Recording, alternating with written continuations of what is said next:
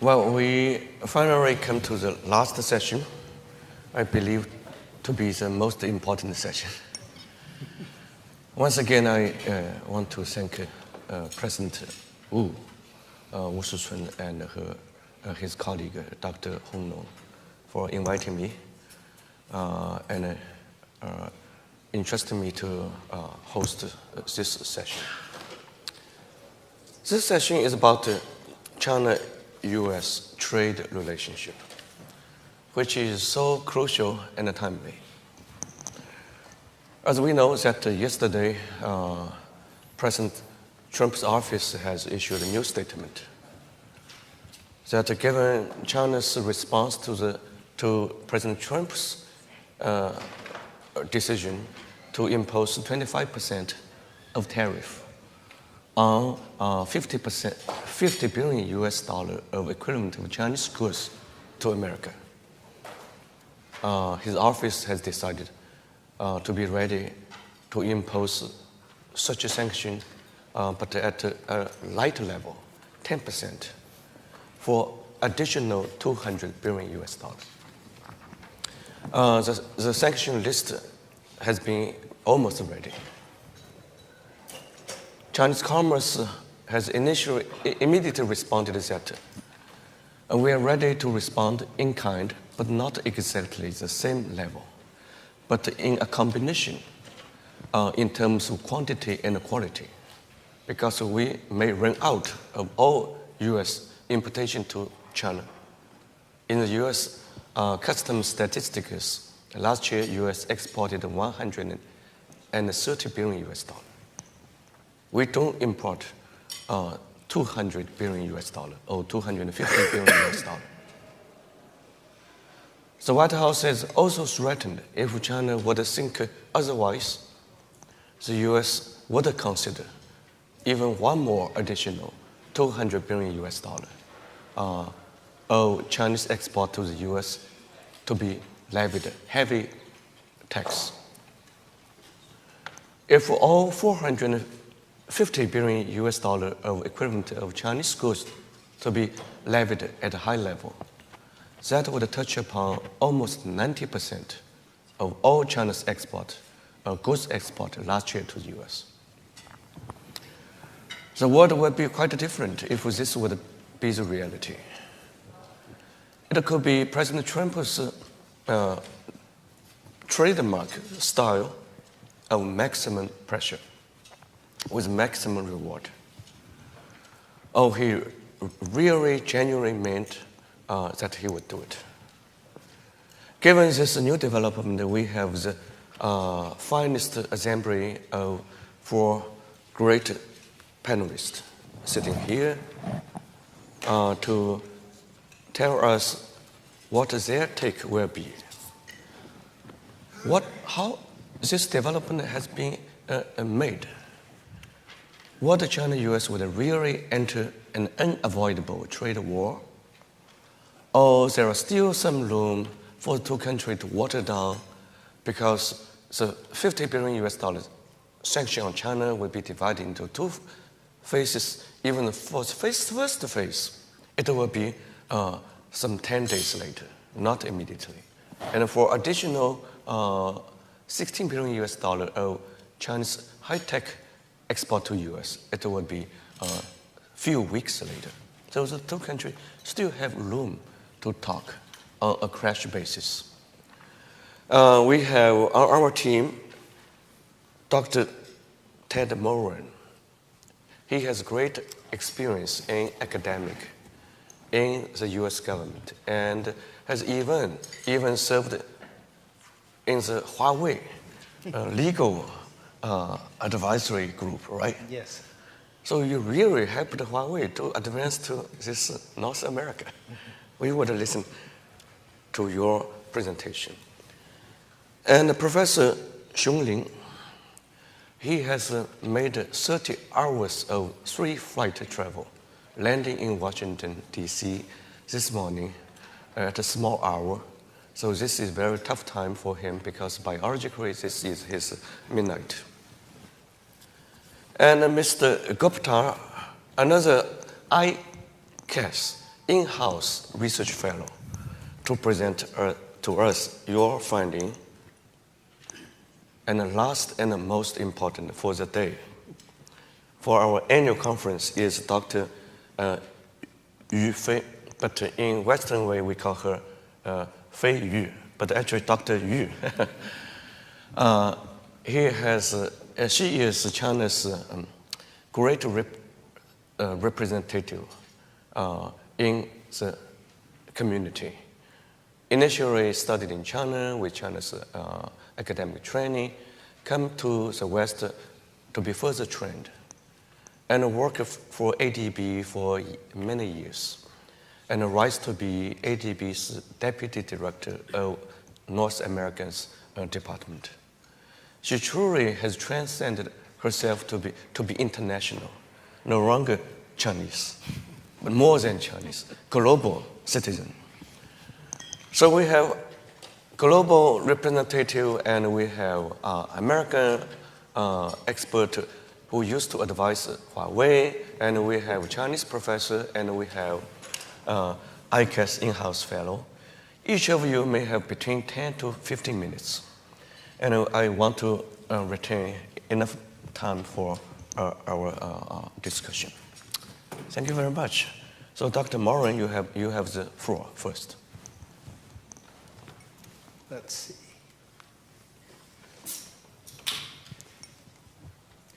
Well, thank you very much. The U.S.-Chinese trade or trade and investment relationship is a very broad topic, and I am going to confine my remarks in much less time than you allotted me to investment relations and to the reform of the CFIUS process, the Committee on Foreign Investment in the United States, which is concerned with potential national security threats from foreign acquisitions by other countries and other companies. Now, the place to begin the discussion is to note that inward foreign direct investment into the United States brings good jobs, high wages and benefits. Foreign multinationals in the United States join U.S. multinationals in the highest paying, most benefit jobs across the entire country, much higher than the national average. So foreign investment brings good jobs. These are high productivity jobs, and they are associated with superior R&D. That is to say, inward investment does more R&D than average U.S. firms. So there are many reasons to welcome foreign investment into the United States. In fact, not only does it bring benefits in the forms of jobs and productivity and R&D, but 12% of all spillovers, 12% of all productivity gains in the economy come from spillovers from foreign investors. So there are indirect benefits that come from foreign investment. And this is foreign investment from European countries, foreign investment from Japan and South Korea, like Samsung, but it is also foreign investment from Chinese companies and even from Russian companies and from, excuse my phrase, but Arab countries, that is to say, from countries that are Arab background. And so all of these, in general, should be welcome into the United States. That's the starting point for the analysis. But there are potential threats from foreign direct investment. The CFIUS legislation and now the reform of CFIUS does not enumerate specific threats. So you have to look at cases as I have done, I've examined literally all of the major cases over the past 20 years, and then induce empirically what are the major threats. And there are three principal threats. One is a fear that foreign acquisition of a U.S. company is going to involve leakage of sensitive technology. So the foreigner will take over a U.S. company and will gain access to technology that might be used in a way that's harmful to the United States.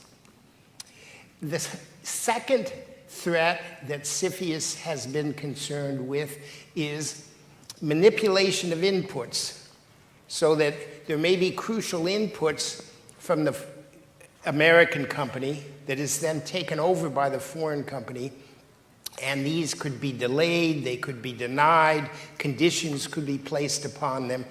There could be various kinds of manipulation of inputs. Then the third threat, speaking of Huawei, because Huawei has been accused of this, but other companies as well, that the foreign acquisition of an American company may allow some kind of penetration or surveillance or malware to be placed within the system that could be detrimental to the U.S. national interest. So these are the traditional threats. Now, there is perhaps a fourth threat, a variation on surveillance, and that is that the foreign company is taken over that literally is next door, proximate to a U.S. military base, and may allow some kind of surveillance of U.S. military or defense. There have been cases like that. That's relatively rare, but that is a particular kind of surveillance. Now, the important point to make is that CFIUS has, until now, focused on specific threats on a case-by-case basis. So CFIUS will say, well, we object to this takeover of a semiconductor company, but the reason why is because this semiconductor company has gallium nitride technology. That's about as technical as I'm going to get, so don't worry about that. But this is a particular kind of technology which is of great use for long-distance early warning radar. So that specific kind of threat, not because it's a semiconductor company, but because there is a specific kind of technology. Now, we have a proposal, the Foreign Investment Risk Review Modernization Act. One form yesterday was passed out of the Senate Finance Committee. There is another version in the House that is circulating the House. These two will have to be reconciled, so we don't know exactly what the outcome will look at. But, and now I'm going to conclude with some problematic aspects. FIRMA, which is the modernization reform, talks about concerns about a country of special concern. Now, that is widely taken to mean China, and with a strategy of acquiring technology. Well, every company that acquires a U.S. firm does it because they want to acquire technology. So, I mean, this is nothing that is unique to Chinese firms. But FIRMA says we should beware of countries of special concern, China, Russia. Well, there have been rejections from Arab countries, from Israeli companies, even one rejection from a French acquisition. So it's not just China and Russia, but country of special concern with a strategy of acquiring technology, and this may be a basis for rejecting all acquisitions. There is language surrounding FIRMA that also talks about preserving U.S. technological superiority. Now, this is a new zero-sum, if you win, I lose approach to trade and investment. And we have thought and we have measured the benefits of inward and outward trade and investment before in a win-win framework. This is now a zero-sum framework that if some other country or some other company wins, the U.S. loses. So that has problematic aspects to it. And the language in FIRMA speaks about excluding entire sectors. Once again, semiconductors. But in the past, there have been energy. There have been financial sectors. So, I mean, once you open the door to, Senator Grassley is worried about agribusiness. So once you start saying specific sectors should be excluded, entire sectors, not just specific threats, but entire sectors, then this is opening the door to a very broad possibility for protectionism.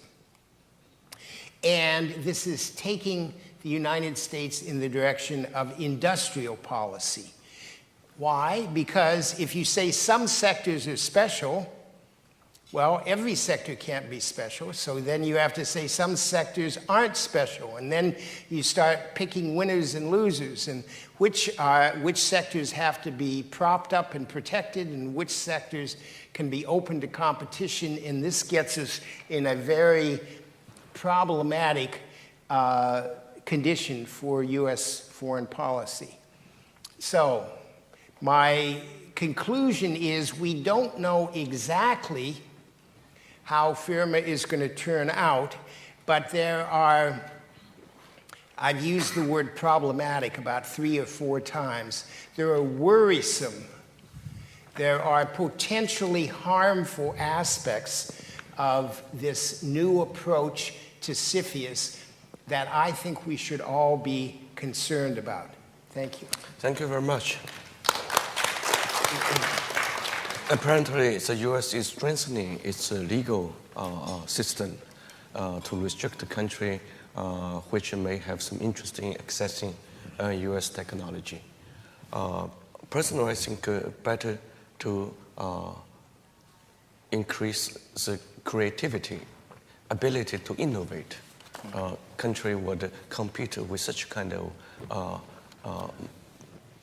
interactive, innovative, and constructive process. Professor Xiong, he comes from Wuhan University, the place where Prime Minister Modi met with Chinese President recently. Tell us something, what we can take from the China-India informal summit. I hope so. Thank you, Professor Sen. And I also thanks President Wu and Dr. Hong of ACAS to invite me here. It's my pleasure. Today I want to share my thought about 3 issues on the China-U.S. economic ties and the trade relations.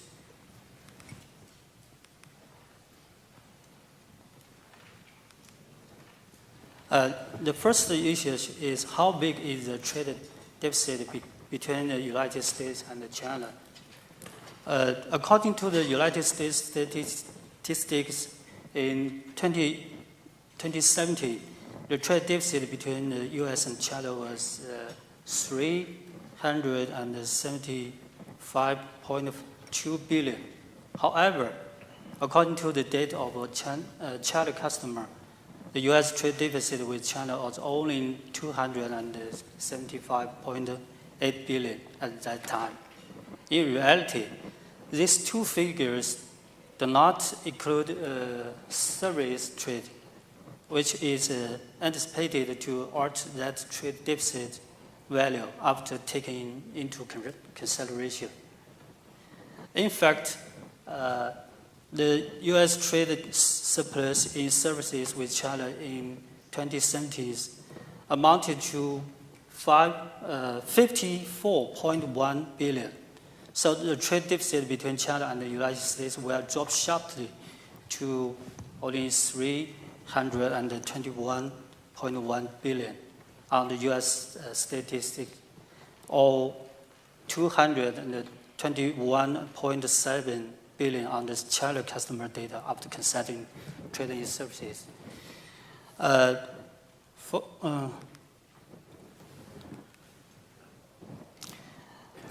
the condition of global production, the trade deficit does not align with the trade relation and the value distribution between China and the U.S.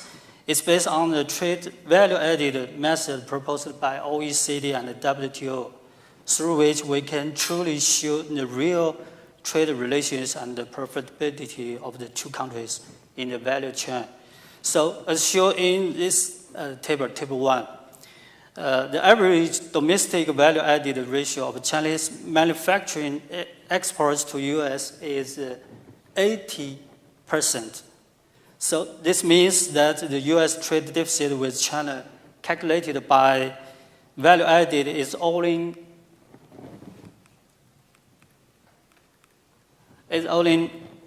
approximated 256.9 billion based on U.S. data, or just 177.4 billion based on China data. Moreover,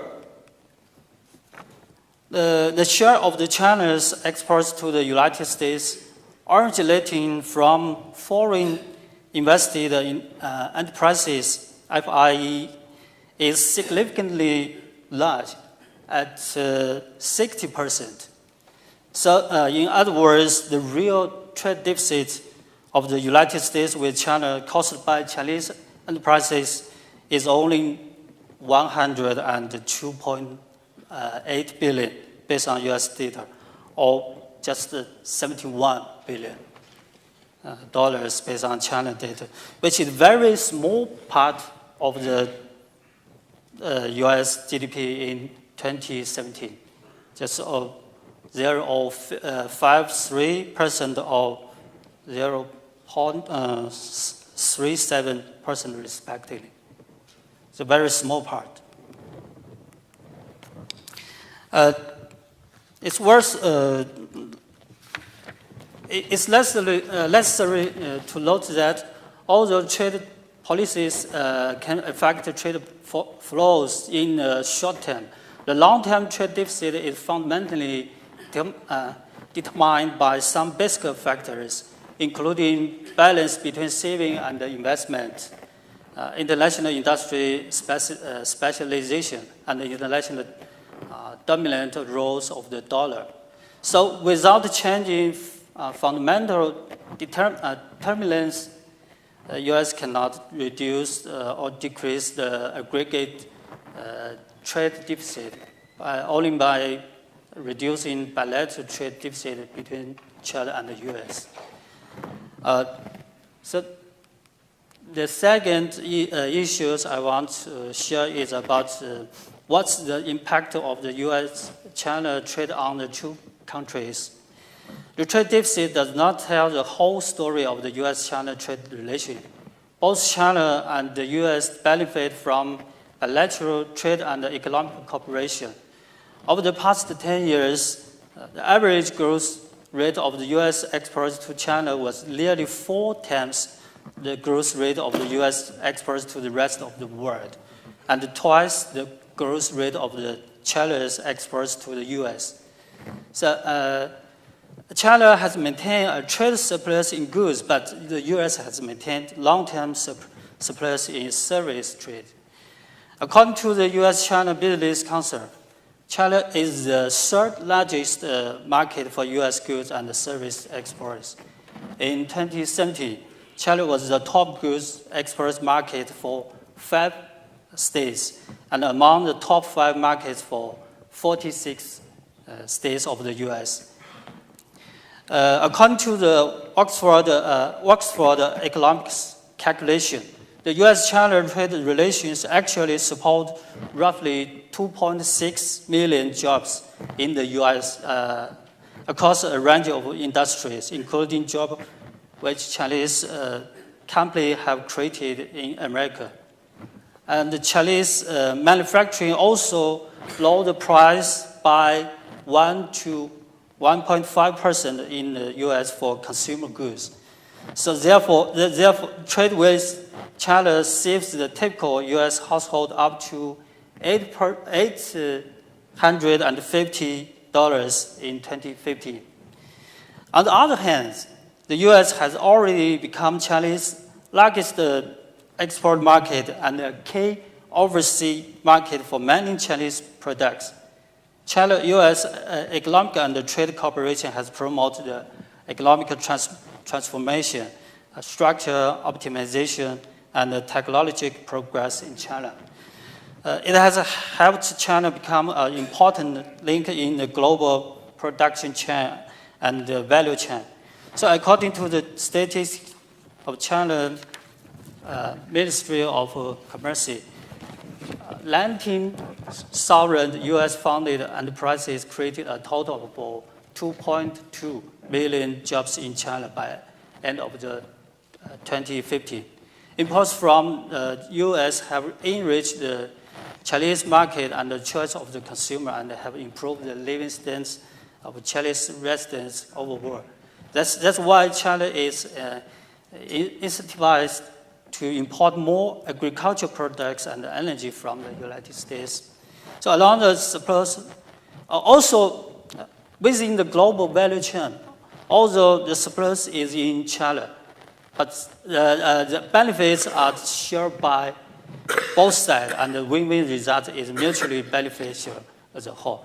However, if the Section 301 tariffs are implemented, the global supply chain will be severely damaged and the above benefit will disappear. Moreover, the Section 301 tariffs will harm American interests more than their intended targets. This is because, according to a recent research from the Peterson Institute of International Economics, more than half of the U.S. imports from China is in the target sectors originated in the foreign investor enterprise, which is U.S.-owned or U.S.-ally-owned. This is particularly the case for the computer and the electronic products. So the Section 301 tariff may eventually become the tax on manufacture and the consumption in the United States. The last issue is about is there any potential for further trade and industry cooperation between China and the U.S. So China has the most completed industry system and efficient infrastructure. It also has high-quality, low-cost labor, in addition to a growing consumer market. In contrast, the U.S. has rich energy resource, strong scientific and technological strengths, and great innovation ability. The difference between these basic elements will ultimately be reflected in the international competitiveness of the two countries' industry. So based on the WIOD database and the WWZ algorithm, the industry value added and trade between China and the U.S. are calculated, and the subsequently relevant RCAVA index are estimated, just shown in this table and the next table. As seen in this table, table 2, China industry with international competitiveness mainly concentrated in the primary products in industry and the low and medium technology manufacturing industry, in which the highest RCAVA index is manufacture of textiles, wearing apparel, and leisure products. In terms of service industry, only water transport is among the top 10. So this means China is still at the mid and low end of the global value chain. From the table 3, the most internationally competitive industry in the U.S. are in the service industry. Only the manufacture of the other transport equipment is in the top 10. And the RCA BA indexes are relatively high. This indicates that the U.S. is generally in the mid and high end of the global value chain. Furthermore, the TCIVA index is used to measure the industry complementarity between China and the U.S. As shown this table. The top 10 industry in which the United States has a complementary advantage to China includes manufacture of the computer and electronic and optic products. And so half of the top 10 industries are within service sectors. It's especially noteworthy that the complementarity of the air transport and the scientific research and development has been greatly improved in the past 10 years. The last table shows the top 10 industries in which China has complementary advantage to the United States, include manufacture of the textiles and the manufacture of the furniture and so on. So seven of the top 10 industries are in manufacturing sectors. So of the top 10 complementary industry in China and the U.S., there are 2 industry overlap, namely forest and lodging and the manufacture of computer. So the above comparison of the above data shows that there is not only great space for inter-industry trade and cooperation between China and the U.S., but also enormous potential of cooperation in the high-tech industry.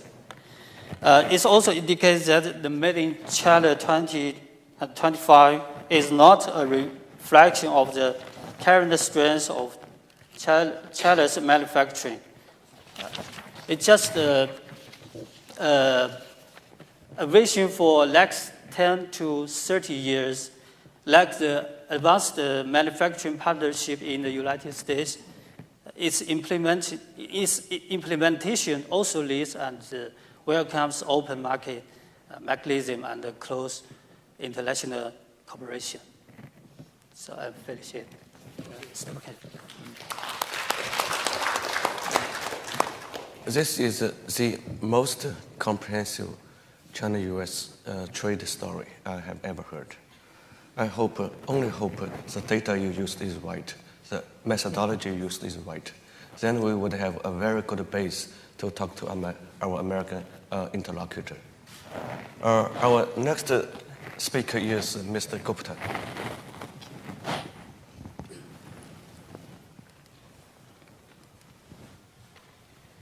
Thank you for the opportunity to present to this distinguished audience. My remarks are going to be very policy-oriented.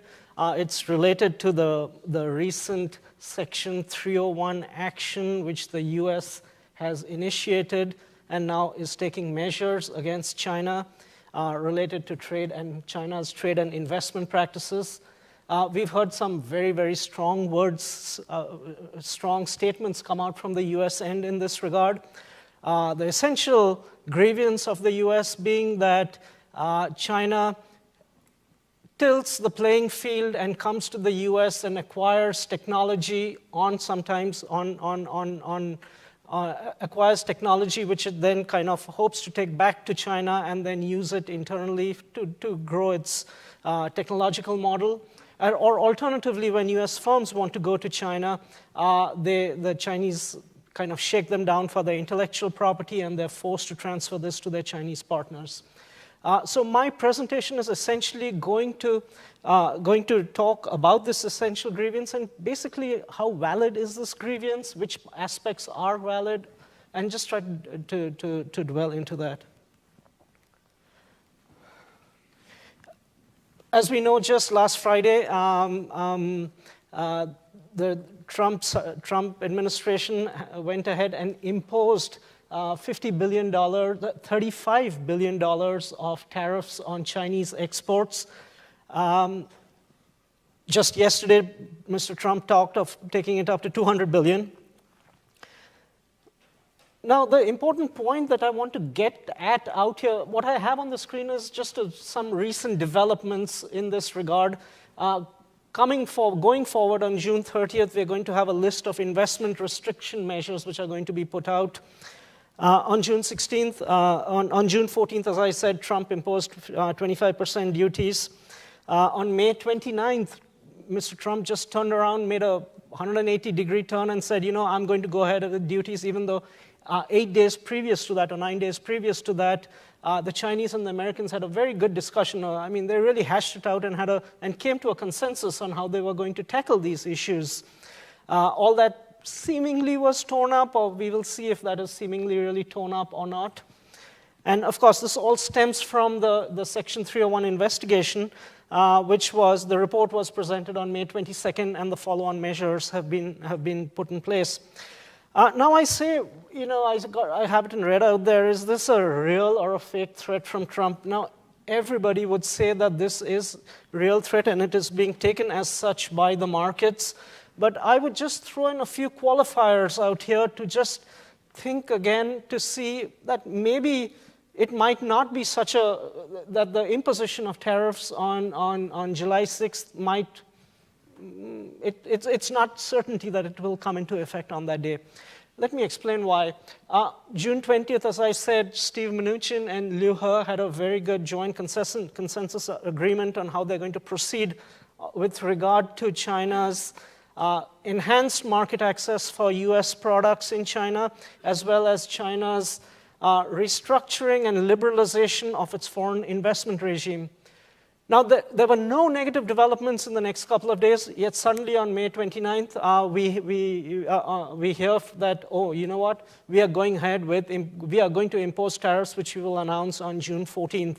I mean, there had been no negative developments except the fact that between those dates, the issue of ZTE was, at least from Mr. Trump's perspective, the framework on which it was solved with President Xi was put out, and there was this huge hue and cry that, from in the U.S. Congress and within the media out here and establishment sections here, that what happened? Mr. Trump just sold out on ZTE. I mean, this is unacceptable.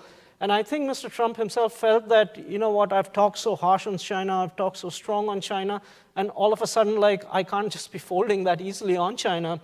And so he has tried to outmaneuver his opposition, which he has not been able to do by taking a very, very strong stance on China. Secondly, in that same context, the joint framework was just joint consensus was just a framework agreement. That framework agreement needs to be put into various stages of implementation, various stages of negotiation and implementation. And in this regard, Mr. Wilbur Ross was in China in early June. By all accounts, Mr. Ross's trip was a success. The main conversations at that point of time pertained to greater market access for ag and energy products, but it wasn't just about numerical sums. It was about knocking down technical barriers to trade at the Chinese end in terms of biotechnology, trade approvals, et cetera, et cetera. The American side came away very happy. First of all, there were questions if Mr. Ross would even go there, considering that on May 29, Mr. Trump said, we're going to impose tariffs. But Mr. Ross, you see, just happened to did in fact get there, and he had a very good conversation out there, and those conversations are continuing. For its part, China has been very active in the last 1 month in announcing a lot of investment, liberalization of its foreign investment regime. So So we're getting good progress on these fronts. A final point that I would make in this regard is, in Trump's mind, he's built a linkage between North Korea and the China issue. And in mid-May, we had the issue of the summit being canceled, et cetera, et cetera. And I have this sense that Trump wants to ensure that he can have the decisive leverage in that conversation on the Korean Peninsula and keep China at bay by threatening very strong tariffs so that China doesn't build that soft linkage with Kim Jong-un and allow for border trade, et cetera, et cetera. Trump is trying to show that, if you do provide all that border trade and you release the grip on Mr. Kim, I will come back and hit you with very high tariffs. And frankly, I would not be surprised if just yesterday, part of that going up from 35 billion to 200 billion had something to do with the fact that Mr. Kim was in Beijing and Mr. Trump wants to maintain this leverage. Minister Lee was in the morning and he said he had a certain degree of optimism with these talks, but nothing is being ruled out, and with Mr. Trump, nothing can be ruled out.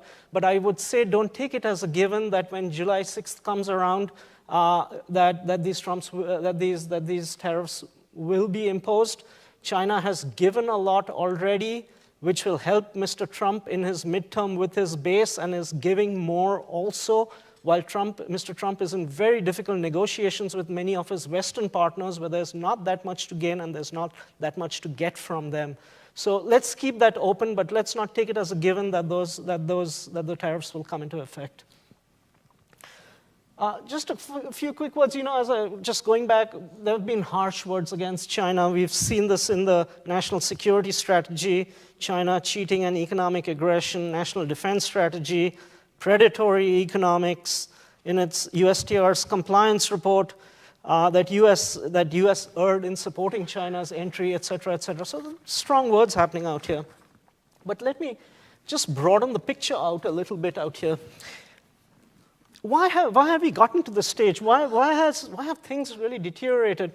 For a long time, China ran huge trade surpluses with the United States. It still runs a huge trade surplus and a current trade surplus, but China's current account surplus with the world is actually fairly mediocre. It used to be at one point in the late 2000s, it was almost 10% of GDP. It's now 1.5 or 2%. China is a very normal trader.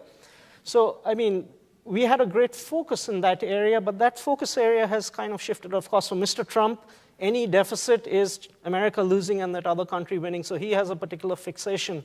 But this is not the central factor which is driving this Section 301 related tensions.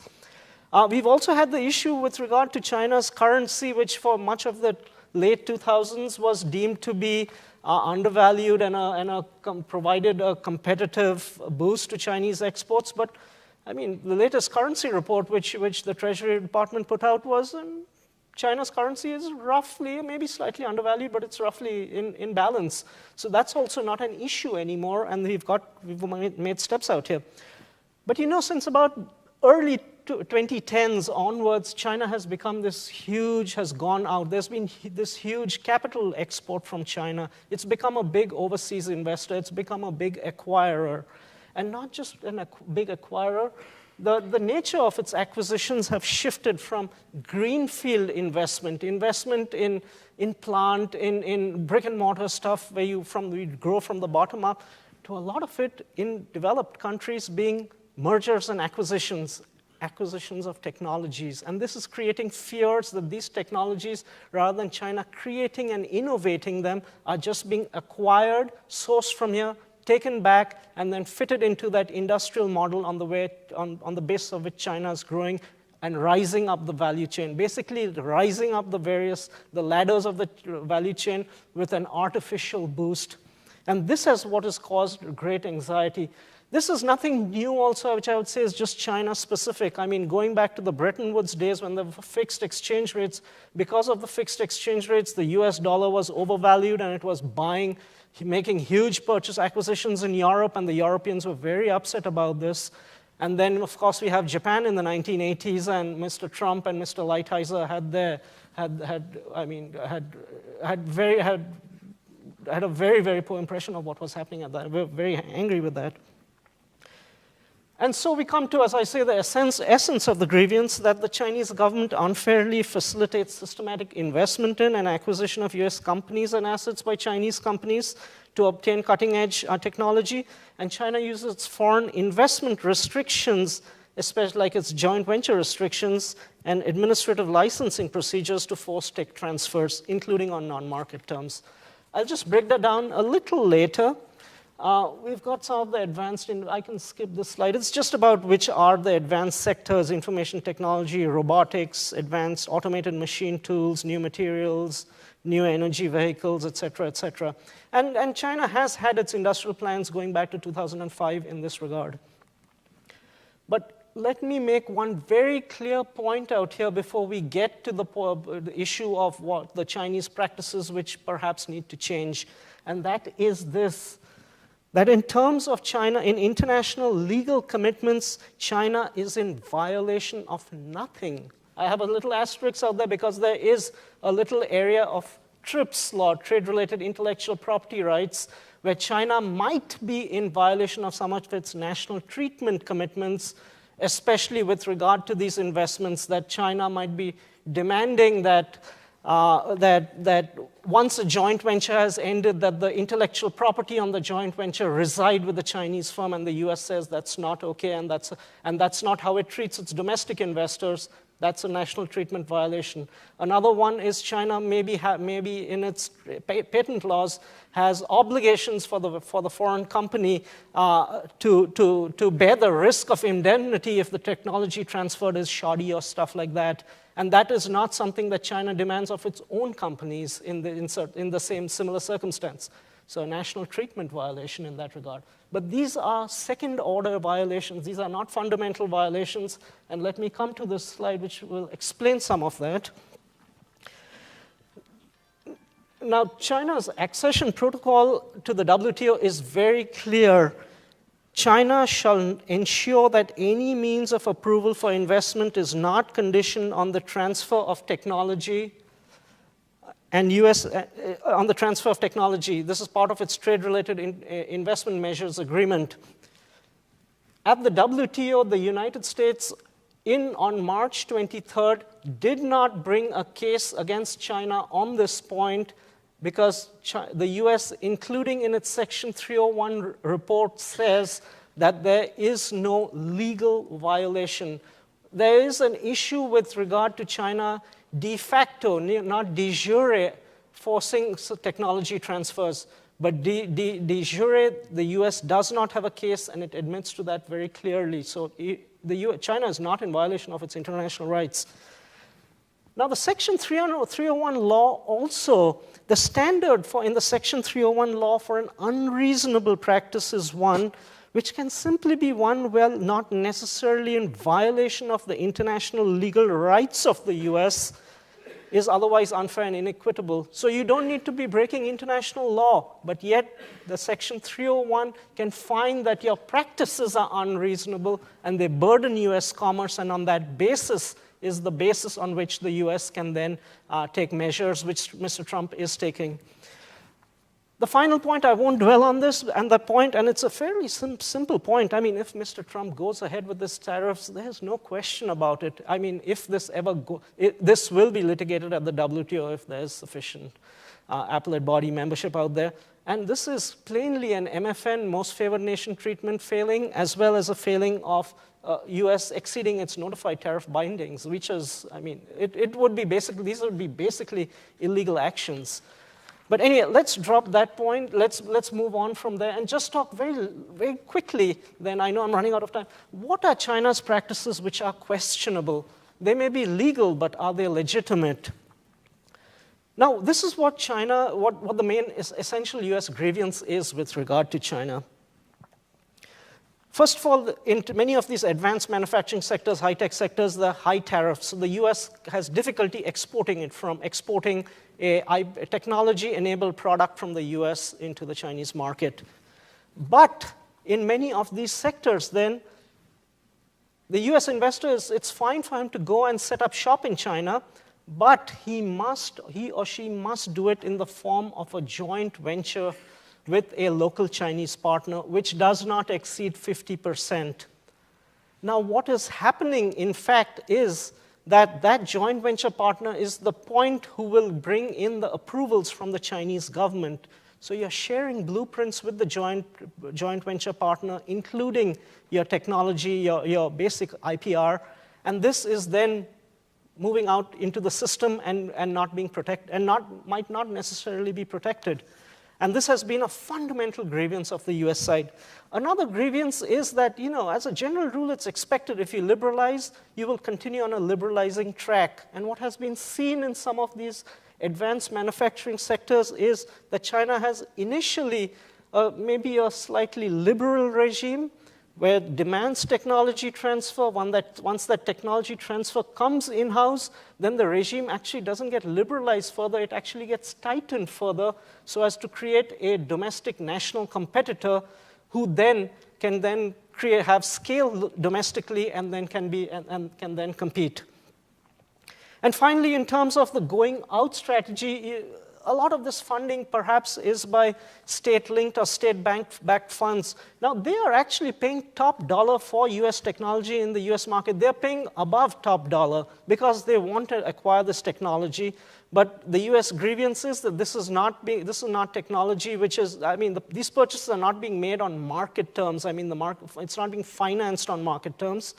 And that's understandably so. And the goal of the Chinese side is, and oftentimes these are provincial governments, these are kind of bodies funded by provincial governments. What they are trying to do is they're not trying to steal technology or this thing. What they're trying to do is pay top dollar for that technology and try to see if this technology and these companies can be hosted in economic zones domestically so that you can incubate a culture of innovation, and that can then create creativity out there. But the fact that they get purchased with money which is coming from the state and on perhaps non-market terms creates that problem. And so that is the fundamental issue. I would just say, let me close in saying that, one of the ways the US is taking action through export control measures, and as Ted talked about with regard to reform of its CFIUS laws. But from the Chinese end also, perhaps the time has now come to also kind of liberalize the foreign investment regime in these advanced manufacturing sectors and kind of jettison that joint venture model. Think about it, late 1980s, coastal development strategy. We had Deng Xiaoping. Deng Xiaoping. Foreign invested enterprises came in, they exported out, and over a 20, 30-year period through a process of osmosis, the whole value chain, the supply chain is of medium-intensive technology manufacturing is now locked. China has the lock on that. And similarly, if we do that for the advanced sectors, you'll have droves of American investors going to setting up base in China. If the minimum requirement is that they have control over their intellectual property in a majority ownership or full ownership situation, again, gradually through a process of osmosis, you will have those supply chains take root in China, and China will have that lock on advanced technology on the supply chain. And so perhaps the time for that is really now, and the Section 301 action might just be the driver which moves China in that direction. And at the end of the day, this can really be win-win for all. Thank you. Indeed, IPR issue is so sensitive, whereas it is money. It is highly staked money. That warrants China-U.S. to take a meticulous scrutinization and cooperation. As I mentioned, our last and most important speaker is Dr. Fei Yu. I would doubly thank her because she was invited on a very short notice, given the fact that a previously invited speaker became not available in the last day. We are so lucky that Dr. Yu is available today. Tomorrow, she will travel. Thank you for being so gracious with us. Now, the floor is yours. Thank you for the introduction, Professor Chen. And I've learned a lot from all my fellow speakers already, and a lot of grounds have been covered here. What I will probably focus on is first I'll talk about a little bit about why this trade war comes about and what's the likelihood that it's a real war or it's a fake threat, and then I'll continue on with the potential impact on both China and the U.S. Should a trade war really happen. So as a lot of the speakers have already mentioned, and both earlier and this morning, the trade issue probably is a convergence of political factors and economic forces, both. If we look back decades ago, you would see that Korea, Japan, Taiwan, Singapore, they followed very similar growth paths. They adopted technology. Technology diffusion and adoption was probably key to their successes. And they also ran huge trade surplus with the United States. They were not punished. So China is basically doing what has been done in the past, and as Mr. Gupta already said, and Professor Xiong already said, this trade surplus with the United States is relatively small compared to the historical levels. So the political factors combined probably with the economic forces, that the path of development of China is somehow is not colliding, but there is some conflicts between the two countries. It is true that the economic structures of the two countries are still very highly complementary.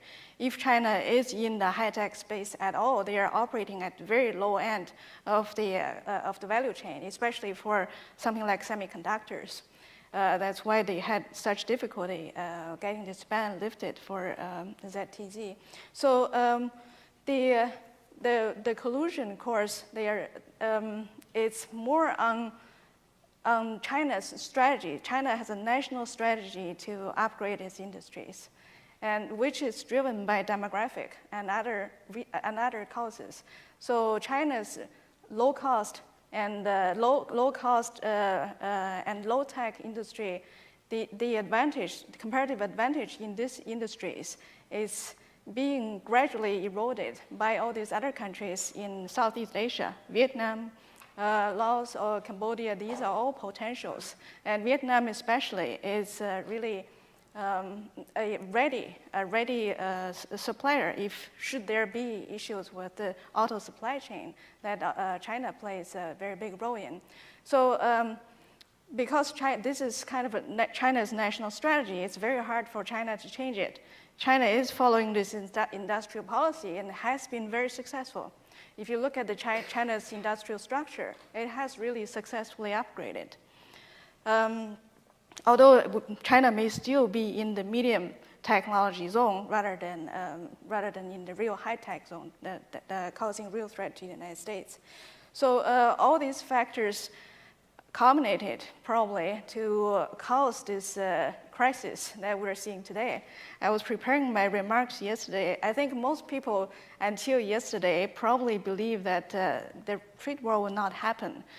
It will just be some negotiations, and China will make some concessions, probably do some deals with the United States, have some big orders, and make some moderate changes in its practices, and then things will be over. But with the scheduled $34 billion Chinese exports, it's scheduled within like 2 weeks. So it's hard to see that this is, you're optimistic, which is great. And we all hope that this will not happen. But if this happens, and China also announced that they will retaliate, both in terms of tariff and also qualitative measures, which means that they may resort to other restrictions, market restrictions, supply chain interventions. So we don't know what is really implied, but there's real danger. So should something like this happen, what is the damage? What is the impact? So a quick review of the literature, you will see that economists have estimated tariff levels from 10%. The current level is about 2.7%. And a couple of World Bank economists estimated that if tariff is raised to about 10%, the world average tariff is raised to that level, you will see a 9% drop in trade flows globally. And this 9% drop in trade flows globally is comparable to the depression, to the 2007-2008 financial crisis. That's what happened during that financial crisis. In addition, other economists have modeled a full-blown trade war. If tariff levels goes up to 30%, 60%, actually in the 1930s it went up to, the intended level probably was about 45%, and by accident it went up to 60%. And at that, both historical evidence and also the model estimation seem to converge to an estimate of about 60% drop in global trade, which is very highly significant. This would bring the global trade picture back to the 1950s level. But if you look at the welfare loss from this, which means how much do producers lose, how much consumers lose, economists use this what's called the general equilibrium models. They're not that big. So even for a 60% drop in global trade volume, the welfare loss is only 3 or 4%. But this really does not consider all the transition costs, all these disruptions. This basically assumes that everything falls into place frictionless, costless, automatically, and that's not going to happen. So if suppose that that's not happening, what's the real danger? What's the potential damage for both China and the United States? So for China, for China and the Asia-Pacific region, they have been a leader in in the organization of global value chains and the development of networks. And for example, the electronics and automobile production networks in East and Southeast Asia are well known. Different stages of production are located in different countries and undertaken by different firms. Trade dominance today is in the form of parts and components. Unfortunately, the $34 billion tariff is mostly imposed on parts and components. They decided to put tariff on intermediate inputs into the production system rather than consumer goods. And this will cause real harm in terms of disrupting the global value chain systems. So China's role, China accounts for 20% of China's imports and exports. It's for parts and components. China is also plays a major role in many global value chains as a final assembler. So all these roles that China is playing, if they are affected by these tariffs that's supposed to be scheduled on July 4th or July 6th, whatever. So you will see that this is going to cause huge disruptions for both Asia and the United States, because these global value chains are mostly producing for global markets, especially for US and the EU. The global value chains usually have at its core a multinational corporation. And these multinational corporations, they are not Chinese companies. So they are going to have to reorganize their productions. You will see lots of factories become stranded assets, and workers would have to relocate, and they would have to find other jobs, basically. And as Professor Xiong said, 2.2 million US workers are directly affected by this. But indirectly, a lot more will be affected. So what's a possible response from China for this? So we have observed that in the last round of negotiations, the US have two main demands. One is on trade and investment. So China is relatively open to negotiations on trade and investment. China is not willing to commit to a firm number in terms of deficit reduction because it just counters economic rationality. You can't commit to a number. But China is willing to make efforts to reduce the deficit. However, when it comes to technology, this is the place where this is most difficult. So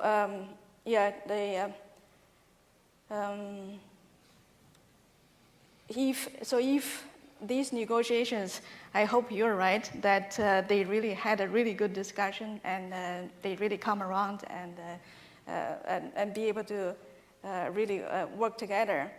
But in case this doesn't work out, what's China's possible response?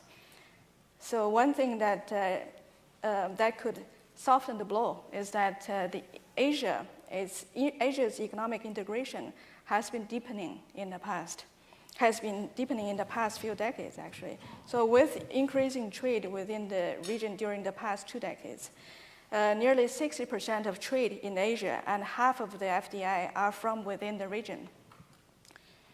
So despite slow global trade and FDI flows, intra-regional trade and FDI flows increased markedly in Asia in the past few years.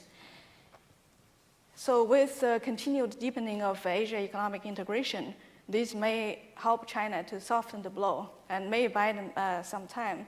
In addition, if the cost of disrupting these global value chains are really going to be significant enough, then another option that China has is to subsidize the enterprises that are engaged in these global value chains so they don't have to change the trade relationships, which basically means China is paying a huge side payment to the United States to maintain these stable trade relationships. The other potential is that lots of people talk about the BRI, the Belt and Road Initiative. Are the Belt and Road Initiative countries, are they potential replacements? Or can China really grow trade with these countries to get through this crisis? The answer is unfortunately no. China's trade with BRI accounts for, it's for 25% imports and 30% exports. But in addition, what China trades with these countries are not substitutes for China's trades with the United States and EU. So even if China is able to raise financing and is able to grow trade, actually trade with BRI countries has been growing very rapidly, especially in the past few quarters.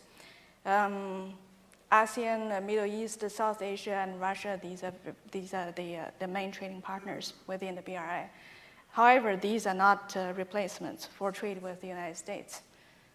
So the conclusion is that China cannot replace trade with the United States. The best they can do is to try to soften the blow if it comes. And also, I hope that what Professor Xiong and Mr. Gupta said, that in the future, because China and the United States really do have this complementarity in their industrial structures, if China really focuses on the medium end of technology and do not challenge the United States in terms of going into high tech or something similar that makes the United States feel insecure, maybe the two countries can still work together, and there's a lot to be gained.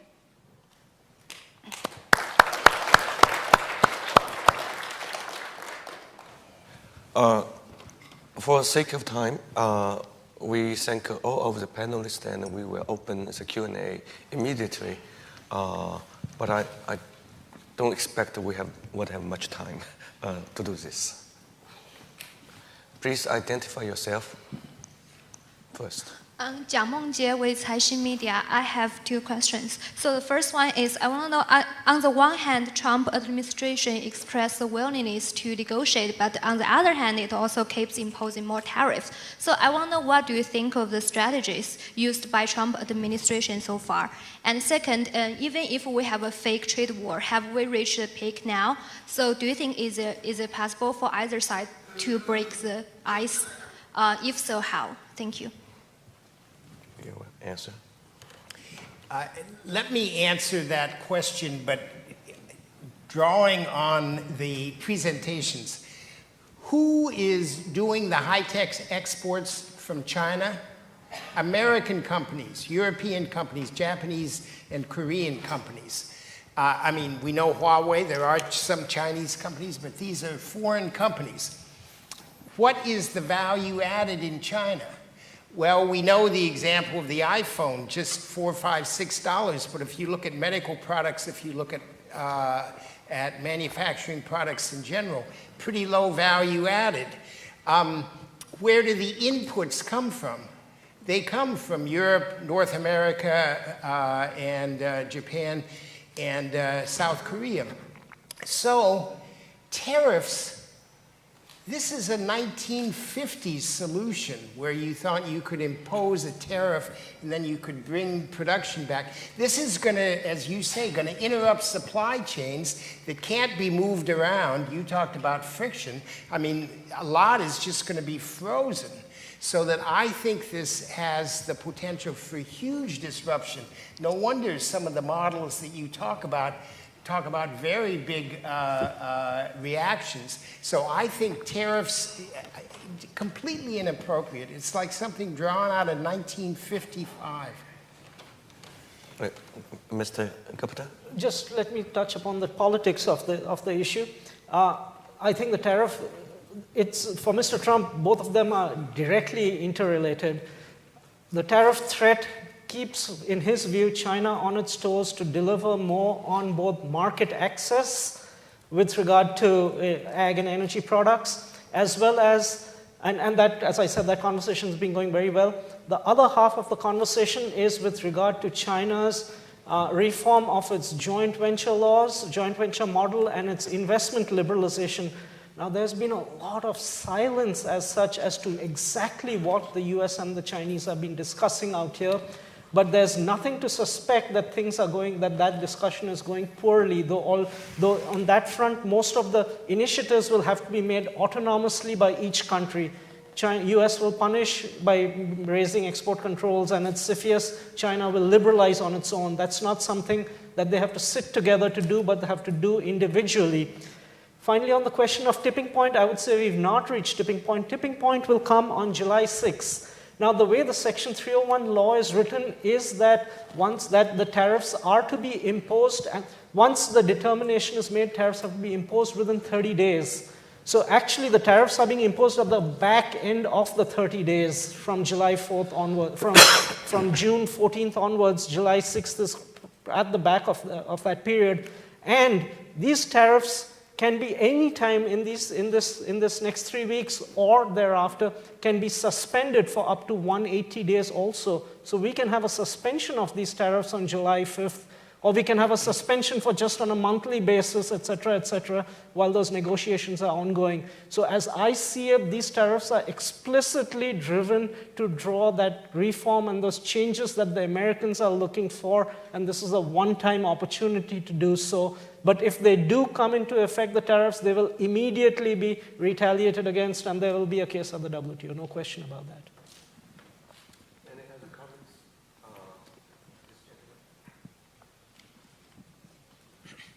Yeah, thank you all so much for your remarks. I'm curious to get the panelists' views on whether and to what extent you would agree with the proposition that the WTO rules did not anticipate the type of state intervention in the market and China's particular brand of state capitalism, and that those rules need to be revised to account for the realities that we are currently facing, and what alternatives to the Trump administration's approach, if that is indeed what's needed, in order to strengthen and sustain the WTO.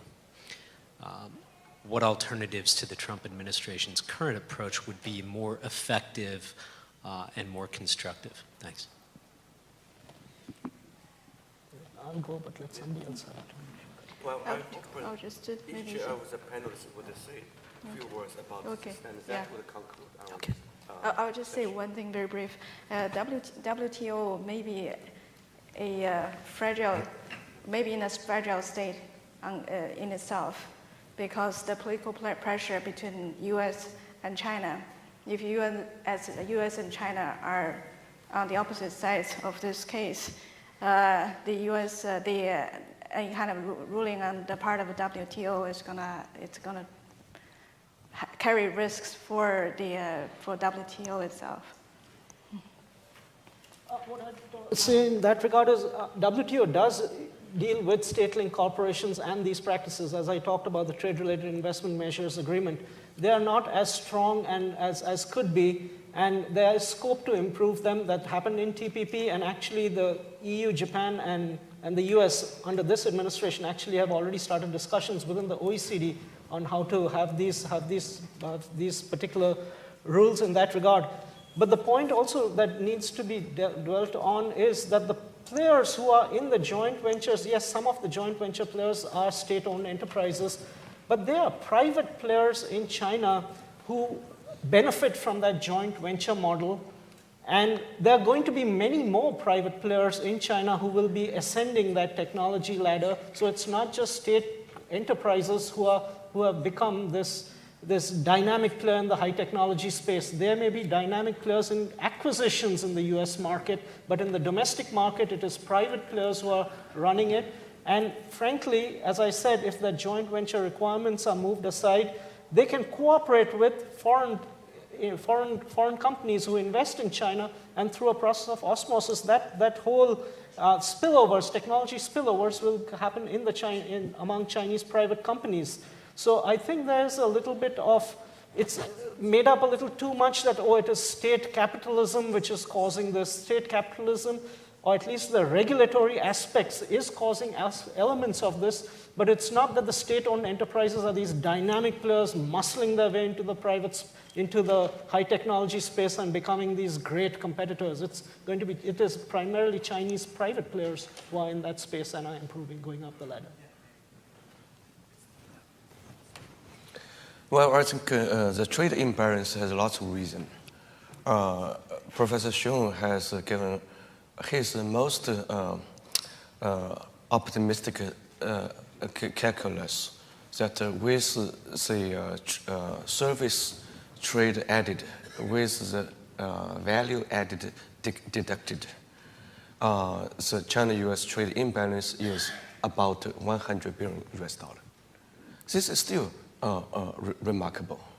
China-U.S. need to work together how to much reduce this kind of trade imbalance at the order of magnitude at $100 billion. And President Xi Jinping made his speech at the Boao Asian Forum this year to commit to much improve promoting China's importation from this year with a Shanghai import trade fair, international fair, to be staged later this year. And with China's much expedited openness in its long kind of closed business, car, airplane, and shipping kind of transportation vehicles, China is going to more liberalize. And a month ago, China has reduced its importation tariff of auto from 25%, which had been there for 12 years, to 15%.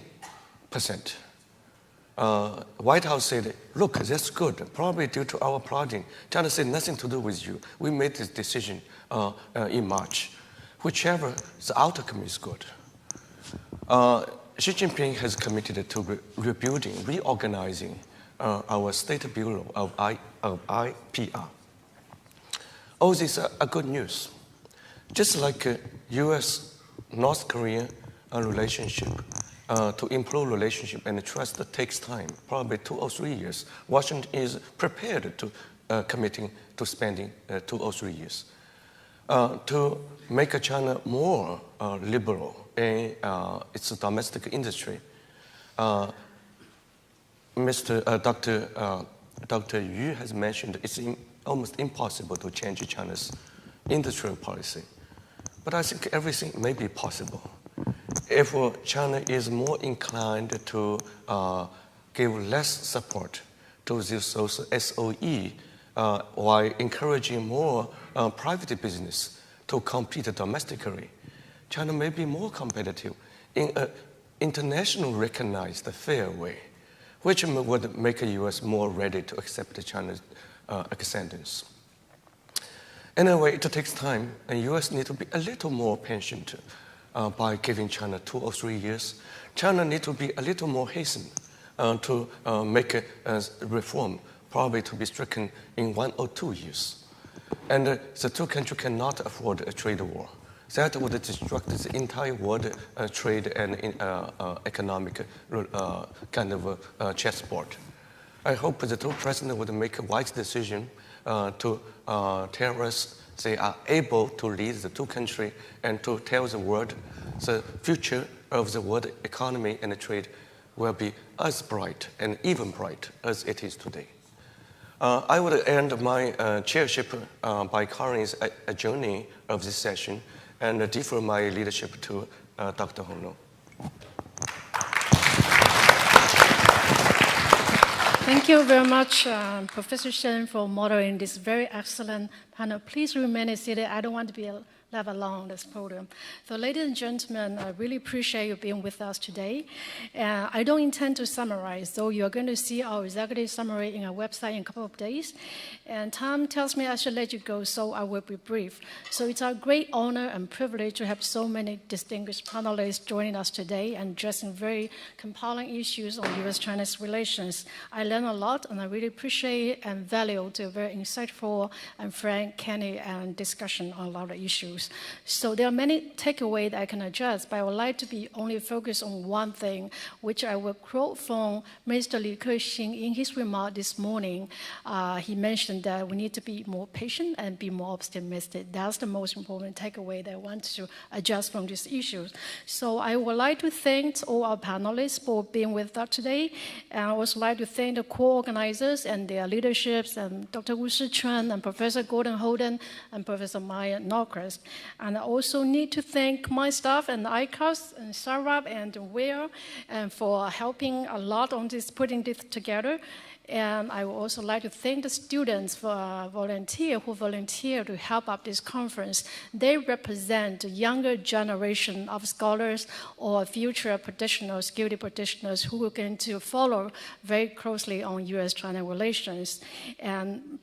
Last but not least, I want to thank you, all of you, to being with us today. And I hope to see you again in our next year, 2019's annual conference here in DC. So with that, I will announce the conference adjourned. Thank you very much.